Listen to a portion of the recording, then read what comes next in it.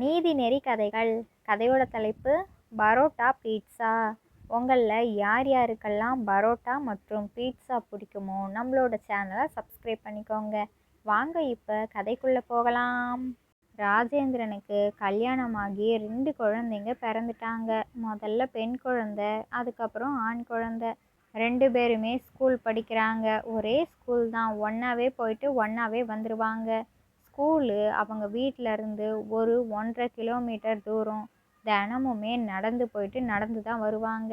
வசதியான குடும்பமெல்லாம் கிடையாது, நடுத்தர குடும்பத்தை சார்ந்தவங்க தான். ராஜேந்திரனோட மனைவி தினமும் வேலைக்கு போயிடுவாங்க. ராஜேந்திரன் பரோட்டா கடை வச்சுருக்குறாங்க. அதனால் அவங்க அந்த கடையை மேனேஜ் பண்ணிக்கிறாங்க. அவங்களோட மனைவி வேலைக்கு காலையில் போனாங்கன்னா இரவு தான் வருவாங்க. இந்த ராஜேந்திரன் தான் வீட்டு நிர்வாகம், கடை நிர்வாகம், அவங்களோட குழந்தைங்களை கவனிச்சுக்கிறதுன்னு எல்லாத்தையும் பார்த்துக்கிறாங்க. ஏன்னா அவங்க மனைவி வேலையை முடிச்சுட்டு வீட்டுக்கு வர்றதுக்கே 9 மணி ஆகிடும். அதுக்கப்புறம் எப்படி அவங்களோட குழந்தைங்களுக்கு வீட்டு பாடமெல்லாம் சொல்லி கொடுக்க முடியாதுல்ல. அதனால் ராஜேந்திரனே அவங்களோட 2 குழந்தைங்களுக்கும் எல்லா வீட்டு பாடங்களையும் சொல்லி தந்துடுவாங்க. இது வரைக்கும் ஒரு நாள் கூட 2 குழந்தைங்களையும் டியூஷன் பக்கம் போனதே கிடையாது. அவங்க அப்பாவே நல்லா சொல்லி தருவாங்க. ஆனால் இந்த ராஜேந்திரனோட மக ரொம்பவே கெட்டிக்காரி. கற்பூரம். ஒரு விஷயத்த ஒரு வாட்டி சொன்னாலே போதும், அடுத்த வாட்டி கற்பூரம் மாதிரி கப்புன்னு பிடிச்சிப்பா. ஆனால் அவங்களோட பையனுக்கு அப்படி கிடையாது. ஒரு வாட்டிக்கு 4 வாட்டி என்ன 40 வாட்டி சொன்னாதான் அவனுக்கு தெளிவாக புரியும். அதனால் திரும்ப திரும்ப சொல்லி கொடுத்துக்கிட்டே இருப்பாங்க. அவங்க மகளுக்கு ஒரு வாட்டி சொல்லி கொடுத்துட்டு விட்டுருவாங்க. அந்த பொண்ணும் நல்லா படிச்சுப்பா. அவங்க பையன் எப்போ பார்த்தாலும் விளையாட்டுத்தனமாகவே இருப்பான். எனக்கு பசிக்குது, இப்போ விளையாடணும், போர் அடிக்குது, டிவி பார்க்கணும், அங்கே போகணும், இங்கே போகணும், அதை பண்ணணும், இதை பண்ணணுன்ட்டு படிப்புலேருந்து தப்பிக்கிறதுக்கு 1000 வழிகளை யோசிச்சுட்டே இருப்பான். அவனை எப்படியோ படிக்க வைக்கிறதுக்குள்ளேயும் அவங்க அப்பா பாவம் ஒரு வழி ஆயிடுவார். ஆனால் அவள் அக்கா அதுக்கெல்லாம் சளைச்சவளே கிடையாது.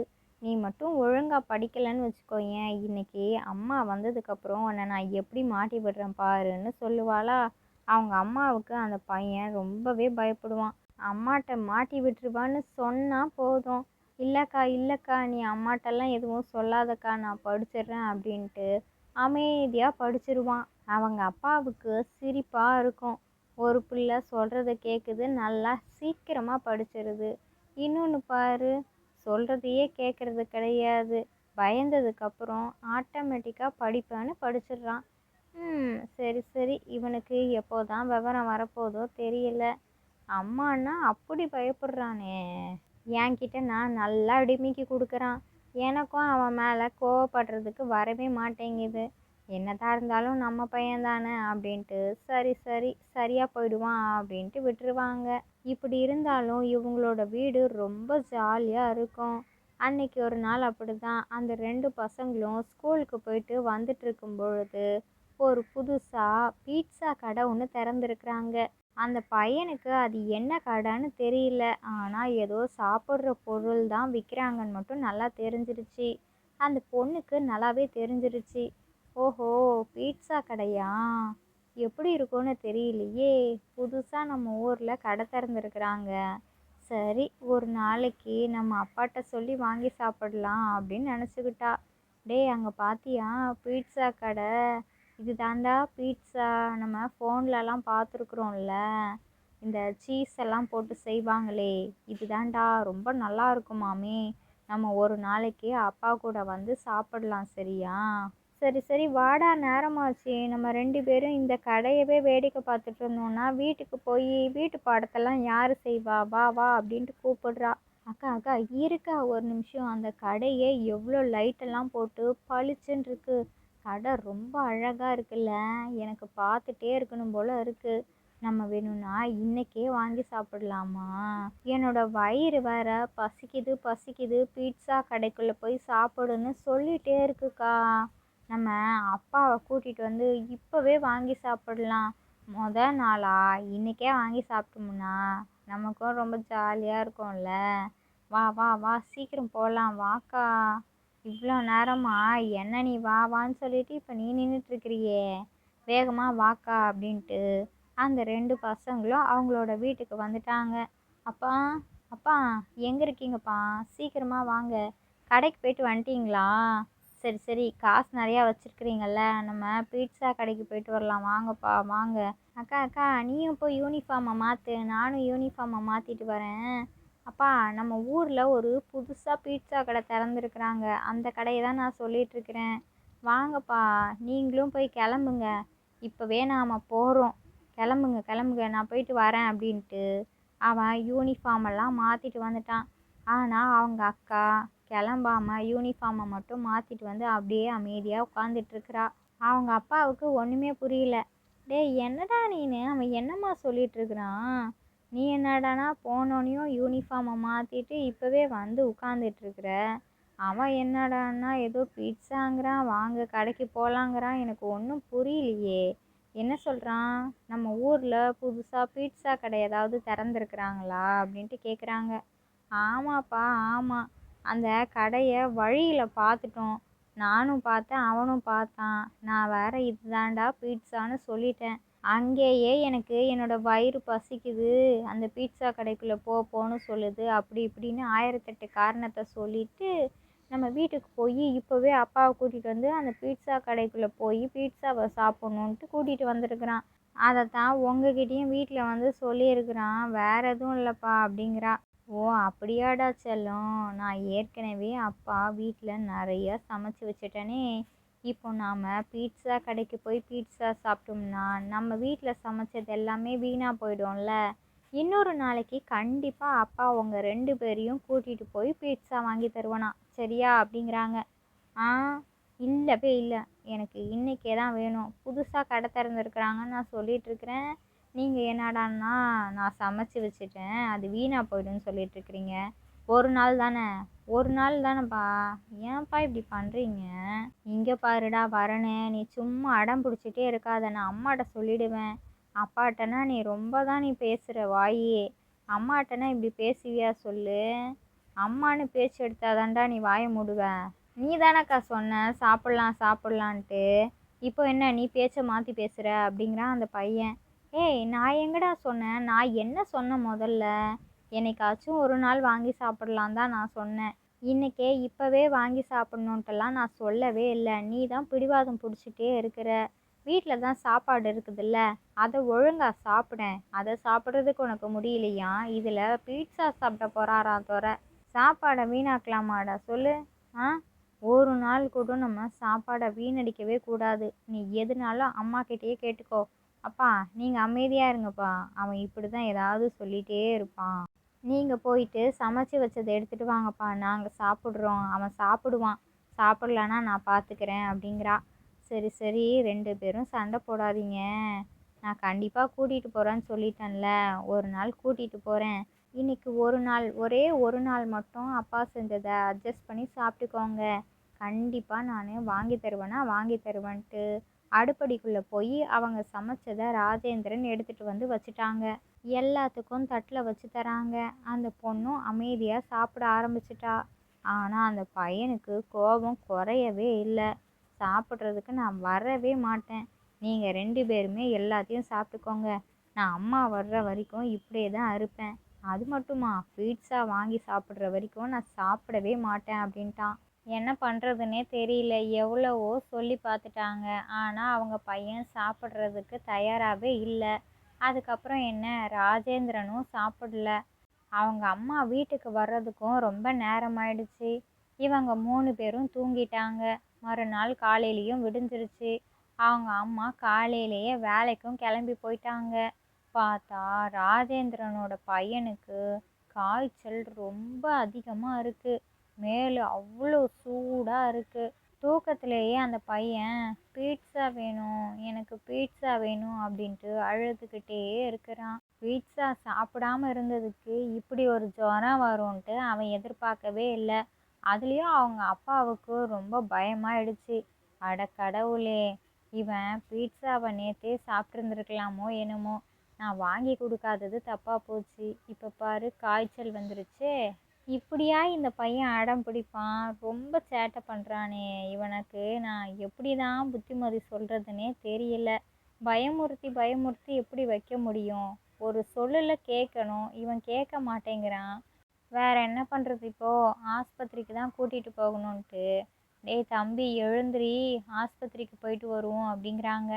ஆஹா, நான் ஆஸ்பத்திரிக்கெல்லாம் வரலப்பா, நான் எங்கேயும் வரல, எனக்கு பீட்சா மட்டும் வேணும்ப்பா, வாங்கி தாங்கப்பா, நான் சாப்பிட்டேன்னா சரியாயிடுவேன்.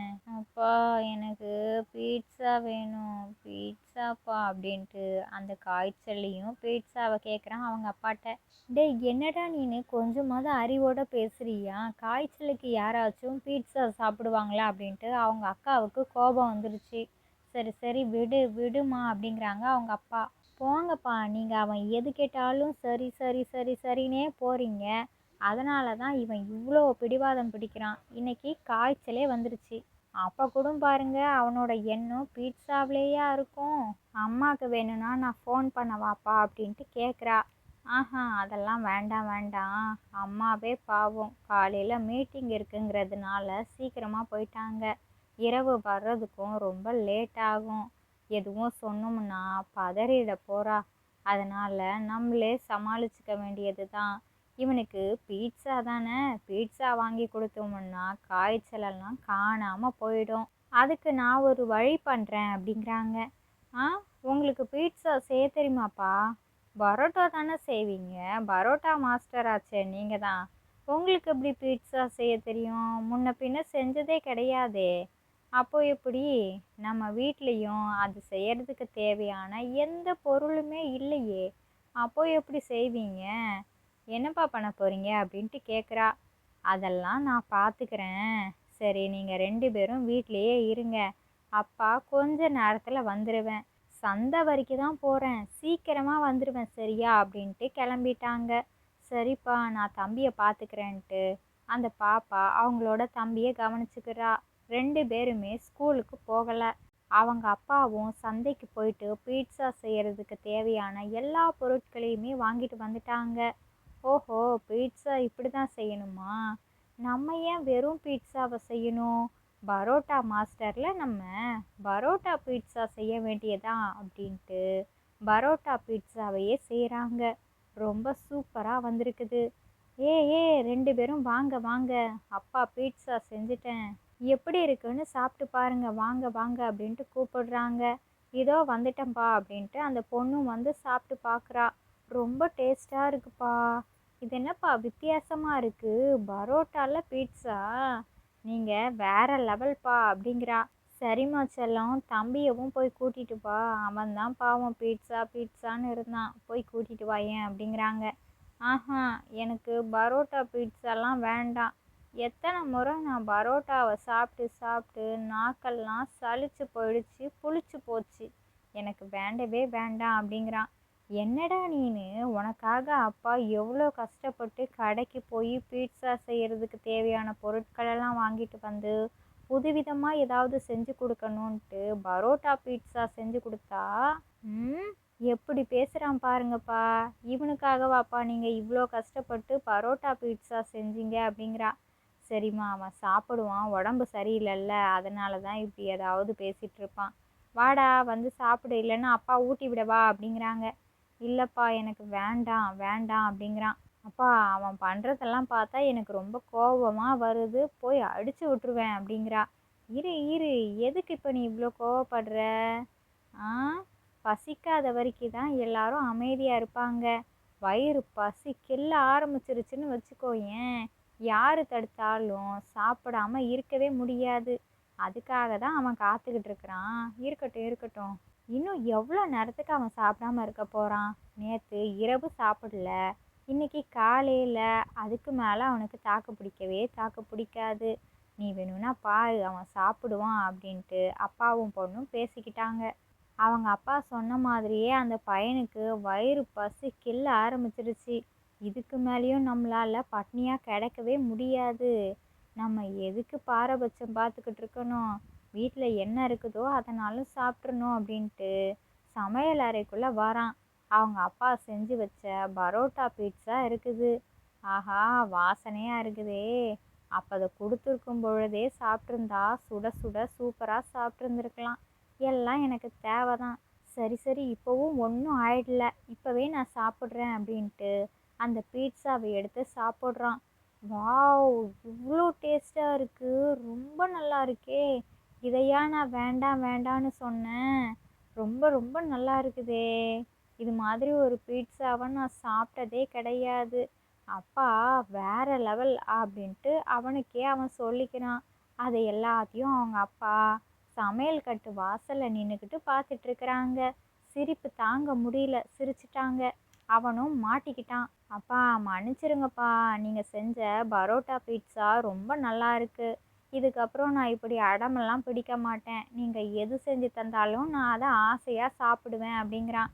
சரி சரிடா செல்லம், நீ புரிஞ்சுக்கணுங்கிறதுக்காக தான் நான் உன் மேலே கோபமே படாமல் உன்னோட வழியிலேயே வந்து உன்னை சரி பண்ணேன். இப்போ பார்த்தியா, நாம் யாரையும் பயமுறுத்தி பயமுறுத்தி அவங்கள சரிவர கொண்டு வரவே முடியாது. இப்போ அவனே சரியாயிட்டான் பார்த்தியா அப்படிங்கிறாங்க அவங்க பொண்ணுக்கிட்ட. ஆமாப்பா ஆமாம், இந்த யோசனை எனக்கு கொஞ்சம் கூட வரவே இல்லைப்பா, நீங்கள் எல்லா விதத்துலேயும் வேற லெவல்ப்பா அப்படின்ட்டு அவங்க பொண்ணு அவங்க அப்பாவை ரொம்ப புகழ்ச்சியாக புகழ்கிறா. சரி சரி, நம்ம இதையே கடையாக போட்டால் என்ன? உங்கள் 2 பேர்த்துக்குமே பரோட்டா பீட்சா ரொம்ப பிடிச்சிருக்குதுல்ல, அப்பா இதுக்கப்புறம் பரோட்டா பீட்சாவையே விற்பனை செய்யலான்னு இருக்கிறேன்ட்டு அவங்களோட கடையில் பரோட்டா பீட்சாவையே விற்க ஆரம்பிச்சிட்டாங்க. வியாபாரமும் ரொம்ப அருமையாக இருக்குது. முன்னாடி இருந்த வியாபாரத்தை விட பல மடங்கு வியாபாரம் அதிகரிச்சிருச்சு. எவ்வளோக்கு எவ்வளோ அந்த குடும்பம் கஷ்டப்பட்டுச்சோ, இப்போ கஷ்டமே இல்லாமல் ராஜேந்திரன், அவங்களோட மனைவி, குழந்தைங்க எல்லாருமே ரொம்ப சந்தோஷமாக இருக்கிறாங்க. இந்த கதையிலேருந்து நாம் என்ன தெரிஞ்சுக்கணும் அப்படின்னா, எப்போவுமே பிடிவாதம் பிடிச்சி எதையுமே சாதிக்க முடியாது. அதே சமயத்தில் கோபப்பட்டுட்டே இருந்தோன்னா அந்த கோபத்துக்கு மதிப்பு இல்லாமல் போயிடும்.